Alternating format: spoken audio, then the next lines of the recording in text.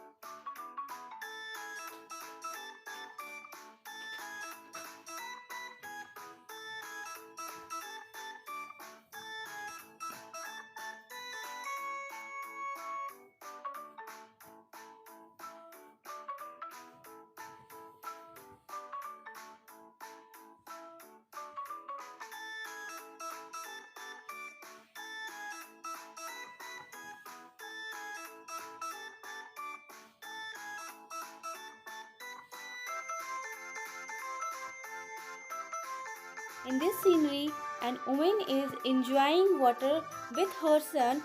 She is splattering water with her legs. So I am trying to give the look of splattering of water with the help of my flat brush number 2 and using here white color in a dabbing motion so that it will look like the water is splattering from her leg. So enjoy the process and do however I am doing it here. I hope it will be helpful to you to make the splattering of water effect.